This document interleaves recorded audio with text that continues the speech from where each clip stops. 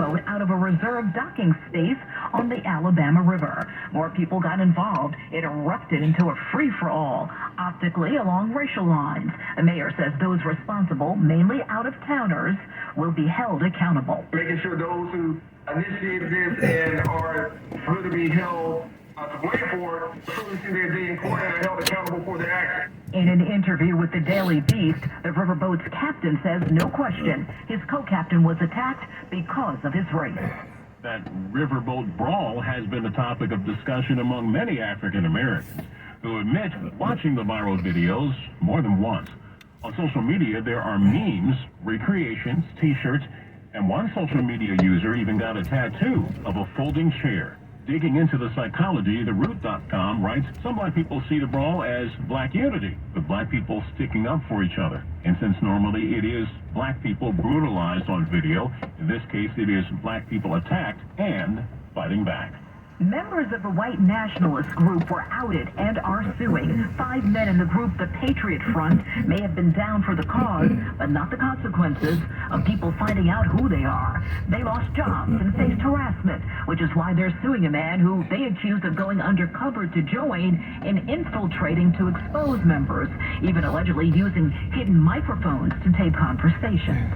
A black teen was told to go home, to leave her job at Chick-fil-A because of the light brown hair color in her braids. A manager who visited her location in Harrisburg, North Carolina, allegedly felt that hair color was blonde, and on a black woman, it was unnatural. So, 16-year-old Nina Birch was told to come back when it's gone. Well, she's considering coming back with a lawyer. In a statement, Chick-fil-A says the supervisor who ordered Williams to go home was not aware of the company policy. The company invited the teen back to work and offered she refused. All that singing, music, dancing are coming from the children in the African Heritage Cultural Arts Center. It's part of the Miami-Dade Department of Cultural Affairs. The children have been creative all summer, putting on plays, writing, shooting films, fashion, visual arts. All that talent has to be seen, and it will, during the Summer Arts Conservatory closing recital. It's at the Miami-Dade County Auditorium in Miami, Florida. The last show this Friday. I'm Vanessa Tyler with Mike Stevens on your home for 24/7 News, the Black Information Network. This is your finances on the BIN network. Personal finance can be complicated, and if you aren't sure what you're doing, costly to your savings. There are a lot of books out there that might help, but it's important to read books written by experts that understand the particular challenges posed to the black man and woman. Here are a couple of recommended books from BlackEnterprise.com. There's The 21-Day Fast by Washington Post columnist Michelle Singletary. For 21 days, readers eliminate excessive spending habits, stop using credit cards, and only buy the bare necessities. Singletary guides you through the 3-week challenge and introduces practical ways to achieve financial freedom, financial peace, and prosperity. Another vital read is Lynette Body Copy, 7 Steps to a Great Credit Score Rating, 2nd edition. It's an easy-to-follow guide on how to get excellent credit and how to avoid credit traps and pitfalls along the way. Both books can be bought online and can help you get your finances on the right track. This is John Day on the Black Information Network. Your story is our story. The Black Information Network.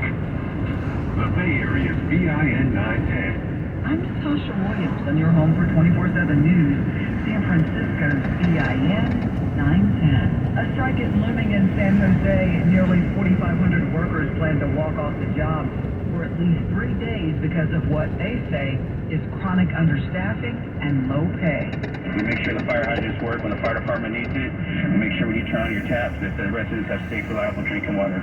According to NBC Bay Area, the union and the city have been negotiating for months, and the workers have been working without a contract since it expired in late June. The union says that many departments are understaffed. And the city had around 1,000 open positions at one point this year. The workers say they want a 7% raise. But Mayor Matt Mahan says the city simply can't afford it. The numbers are what they are, and now we're at a point where we're saying we can do a 5% raise, 3% additional weeks of paid parental leave, and if we want to go any farther, we're going to have to identify cuts, and those are not going to be very popular, but once again, we have to have a balanced budget. Some union members plan to attend the city council meeting to make one last plea to avoid a strike. If a deal isn't reached, though, the strike will take place from August 15th to the 17th. Plans for an IKEA in downtown San Francisco are underway despite many recent closures of nearby businesses. But one person living in the city is skeptical. I don't think it'll get much to do with it. I don't think so. Because a lot of people don't like being in this area because of all the drugs and everything that's going on. So I don't know. The Market Street store will specialize in what the company calls small space living. The company plans to hire security and loss prevention workers throughout the store.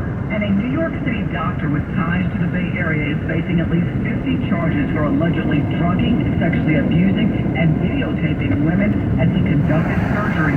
A district attorney in New York says Dr. Guy Ching targeted patients at multiple medical facilities. But also in Las Vegas, in San Francisco, in Thailand. And so it's important that people reach out to us so that we can make that identification. Dr. Ching once lived in Santa Clara during his residency at a San Francisco medical center. And police in Oakland are investigating a slew of robberies at convenience and liquor stores across the city. At least 4 robberies have taken place at such stores. At least 4 robberies have taken place at such stores around Oakland over the past 2 weeks. In all of the robberies, 6 to 12 men burst into the shop and steal cigarettes and liquor before leaving the scene. Investigators say it appears to be a coordinated effort, but they have yet to make any arrests in any of the cases. And that's a look at what's going on around the Bay Area. For more on these stories and international, national, state, and local news affecting the Black community, listen to the Black Information Network on the iHeartRadio app or log on to BINnews.com. I'm Natasha Williams, on your home for 24/7 news, San Francisco's BIN 910.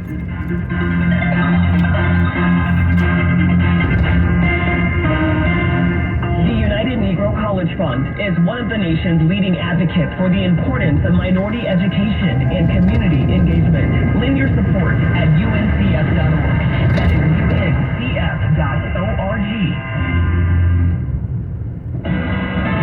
Because trust matters. The Black Information Network. The Bay Area, BIN 910. This hour of news is brought to you by Bank of America, proud founding partner of the Black Information Network.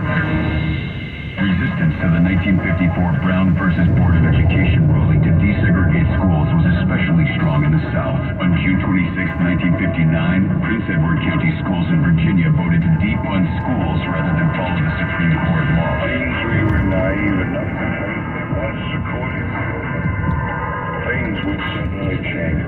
The county school board voted to stop funding schools and was supported by other segregationist states in the South. However, Prince Edward was reportedly the only county across the states to officially take such drastic measures. While white students were allowed to attend private schools, black students were left out. For 5 years, the schools remained closed, and the NAACP helped rally attention to the situation. President John F. Kennedy mentioned the Prince Edward's matter in an address to Congress in 1963. Schools officially reopened on May 25, 1964, after national pressure. Today, the student population of the county has been completely integrated. This is Weston Tishome for the Black Information Network. The stories that are important to you. A man has pleaded guilty of vehicular homicide for mowing down 2 protesters with his car in Seattle on a 24/7 news network. A higher number of preterm births among black mothers results in major health disparities later in life, giving voice to the black community. All people that involved will be held accountable. This is the Black Information Network.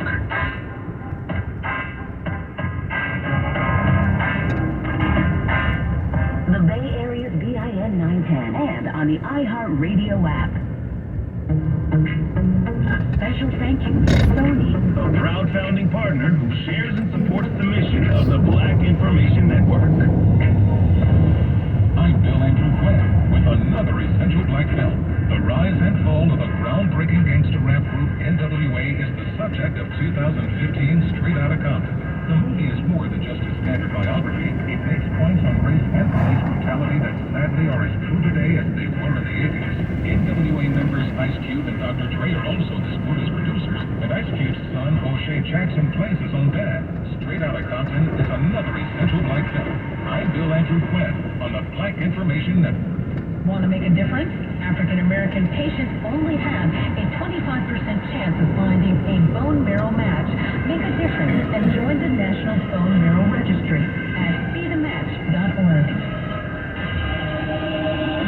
Because news can happen anywhere, anytime. The Black Information Network hotline is available to you 24 hours a day, 7 days a week at 855-500-9BIN. The opinions, beliefs, and viewpoints expressed in this commentary are those of the author and do not necessarily represent those of BIN and its founding partners and employees. Now it's time to bring the funk with Roland S. Martin. The great activist Fannie Lou Hamer once proclaimed, "I am sick and tired of being sick and tired."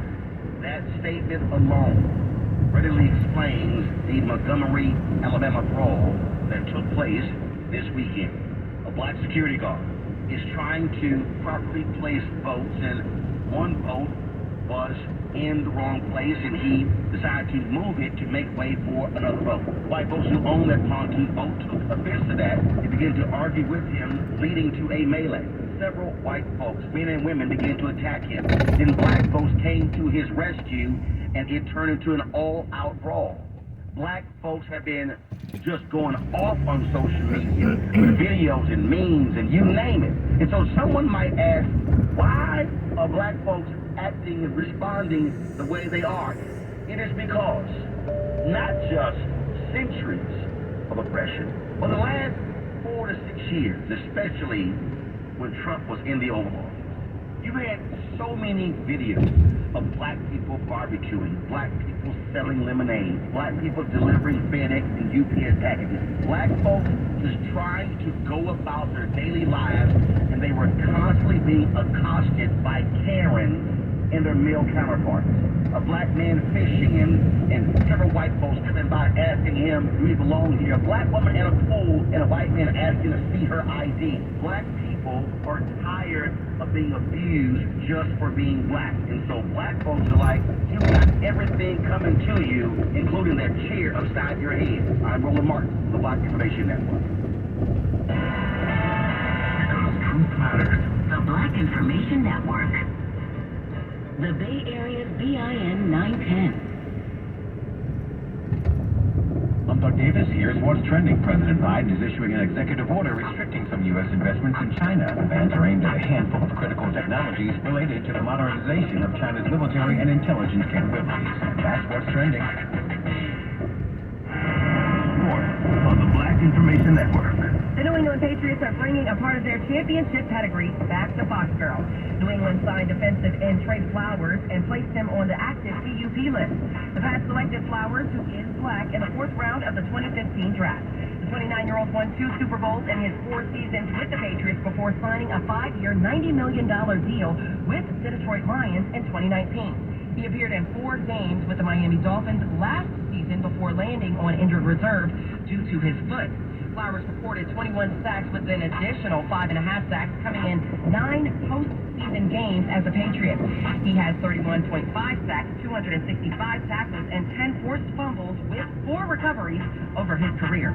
Elsewhere in the NFL, the Washington Commanders are still adjusting to their new offensive coordinator. According to head coach Ron Rivera, some of his players expressed concern over Eric Bieniemy's intensity during practice. Bieniemy acknowledged his energy, saying, "I'm always going to be loud, always going to be vocal, always going to demand from my leaders." Washington hired Bieniemy this offseason after he spent the past 10 years with the Kansas City Chiefs, including the past 5 as an offensive coordinator when they won 2 Super Bowls. Bieniemy, who is black, has interviewed for a head coaching position 15 times, but has yet to land that job. 4th and 14. And 44 minutes past each hour. I'm Morgan Wood on your home for 24/7 News, the Black Information Network, and BINnews.com. Turn the light on. To CBS Pharmacy. First, turn the light on 30 minutes before sunset in Napa, and keep it on after sunset. And again at 9 p.m., the Black Information Network brings you The Black Perspective, an hour-long original program that focuses on the topics most important to you. And they really did try to get justice for Emmett Till. News, interviews, and discussions with thought leaders, entrepreneurs, and politicians who are making a difference in the black community every day. Get the Black Perspective, Sundays at 9 a.m. and 9 p.m. on the Black Information Network. Looking for ways to get involved? The National Urban League works to provide economic empowerment, educational opportunities, and the guarantee of civil rights for the underserved. Learn more at nul.org. That's nul.org. Staying informed has never been easier. Tell your smart device to play the Black Information Network station on iHeartRadio. Entertainment news on the Black Information Network. Well, Cardi B and blogger Tasha K are still going at it in court, this time after Tasha K reportedly filed for bankruptcy. According to Radar Online, LaTasha Kibi, which is her real name, recently filed for Chapter 11 bankruptcy on behalf of her businesses. Reportedly, that would allow her to keep her company and continue business, but reorganize the debt she currently owes creditors. As we previously reported, Tasha K is still deep in debt to Cardi B after losing a defamation case filed against her last year. She owes the rapper $3 million. Cardi's recent motion in court is asking for Tasha K's debt to her not to be wiped clean due to the fact that she failed to retract false statements about her after being given multiple chances. And Billboard's 2023 Hip-Hop R&B Power Players event went down this week at Bonobo in downtown Los Angeles, California, and paid tribute to 50 years of hip-hop. The magazine inducted 5-time Grammy winner Lil Wayne into the Billboard Hip-Hop Hall of Fame, and he attended the event with his daughter, Reginae Carter. Newcomer Ice Spice was also at the event and accepted her very first award ever as Billboard's Rookie of the Year. Nas was also present and accepted the Hip Hop Hall of Fame inductee award. He was accompanied by his daughter Destiny.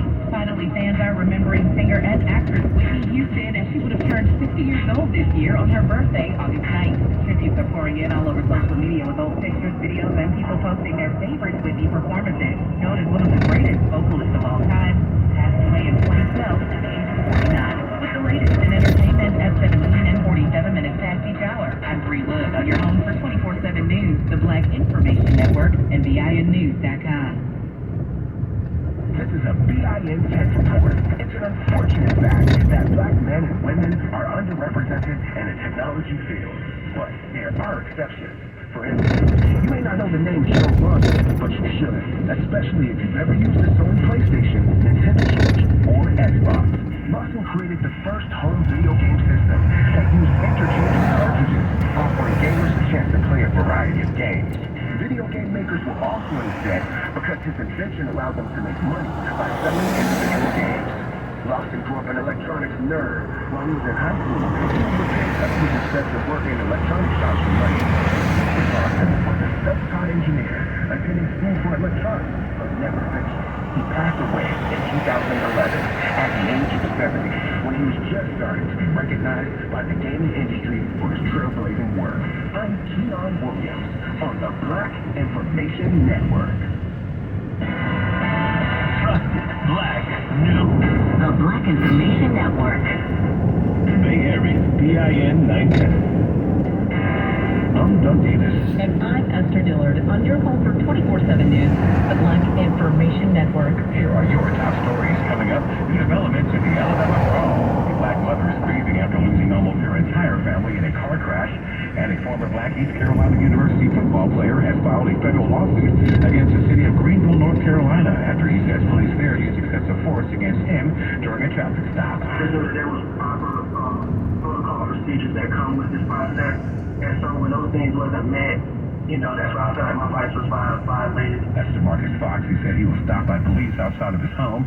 Fox says a total of 5 policemen with weapons drawn apprehended him and pulled on his dreadlocks, ripping a few from his scalp while punching him in the face. Fox's lawyer wants the officers to be held accountable for their actions. He was arrested, but was later released with no charges filed. Cases of COVID-19 are increasing across most of the U.S. Baylor infectious disease expert Peter Hotez says hospital admissions jumped past 12% in the past 2 weeks. Whether that's going to turn into a full-blown surge or wave, I think it's too early to say. Some of the states with the highest numbers of hospitalizations are in the South, where the majority of black Americans live. Health officials blame hot summer temperatures and people staying more indoors. And officials say the increase appears to be a pattern that could become an annual occurrence. New research shows that black Americans with dementia are less likely than white Americans to seek out proper health care for the degenerative disease. In the report, researchers found that older black Americans still feel they are medically deprived of proper health care from doctors. African-American Bay Area physician Amanda Little Richardson knows the remedy to improve health outcomes for blacks. The true issue to improving those healthcare disparities for our Black and African American patients is by recognizing the systemic Turn the light on. The bias that clinicians bring to the care of these our minority patients and improving that. The study found that despite the fact that white Americans have a specific protein that leads to more cases of dementia compared to black Americans, they still appear to have less cases of mild dementia. On Virgin Galactic's second recent commercial spaceflight is a black passenger, and Keisha Shaha is part of the first mother-daughter duo to make the voyage to the edge of space. Hopefully, this will inspire other people as well to go beyond these fears that's holding them back from the dreams that they have tucked in their little side drawer. Conquer your fears and go get them. They won their seat in a Virgin Galactic competition aimed at sending more diverse humans into space. Finally, J.P. Morgan Chase is back with his Advancing Black Wealth Multi-City Tour. Comedian Kevin Hart returns as host. He's scheduled to lead the Chicago leg, while NBA star Steph Curry will anchor the Oakland stop. According to a press release from J.P. Morgan Chase, the tour's purpose is to empower aspiring entrepreneurs with resources and tools. The tour hits Oakland on August 13th. Admission is free. I'm Doug Davis along with Esther Dillard on your home for 24/7 News, the Black Information Network. If 100,000 BIN listeners were able to advance their careers or succeed in a new one, it would be one step towards building a better future for all of us. To learn more about the 100,000 Careers Initiative, visit careerbuilder.com/BIN. Call the Black Information Network hotline and let us know what's happening in your community. 855-500-9BIN. Smart devices play the Black Information Network on the iHeartRadio app. America's trusted black voice. The Black Information Network. The Bay Area's BIN 910. Your money on the Black Information Network. A majority of credit card holders have been in debt for a year or more. Bankrate senior analyst Ted Rossman says that amounts to 54 million people, or 60% of all credit holders. This is why people say credit cards can be like power tools. They can be really useful or they can be dangerous. It just depends on how you use them. Data shows Americans now owe more than $1 trillion on credit cards.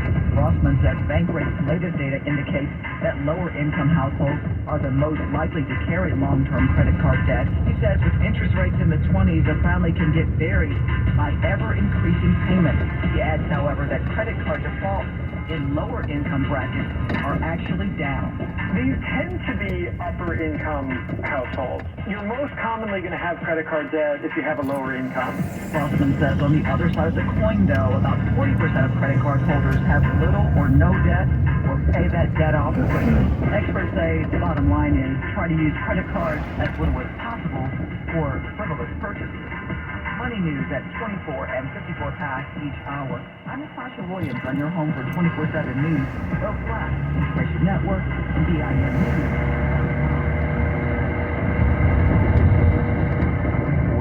The Black Information Network. The Bay Area's BIN 910. I'm Esther Dillard. And I'm Doug Davis on your home for 24/7 News, the Black Information Network. Police are investigating a gruesome story out of Atlanta, Georgia. Black couple Jessica Ross and Travion Taylor Sr. are suing Southern Regional Medical Center, as well as others, for the alleged decapitation of their child during delivery and then covering it up. Their lawyer told a room full of media the doctor during delivery pulled on the child too harshly. In the process of trying to deliver this baby, pulled on the baby's head and neck so hard, and manipulated them so hard that the bones in the baby's skull, face, and neck were broken. He added that the worst of the damage happened during an emergency C-section. Fox 5 News reports lawyers say Dr. Tracy St. Julian did not tell the 20-year-old mother Ross about the injury when she spoke to her afterwards. They claim Dr. Julian discouraged Ross and the baby's father from seeking an autopsy. They first learned of the details of their baby's death from the funeral home. In North Carolina, a 10-year-old black girl from Salisbury should have been celebrating her first week in school, but instead she's in the hospital with a gunshot wound to her side. WCNC News reports her family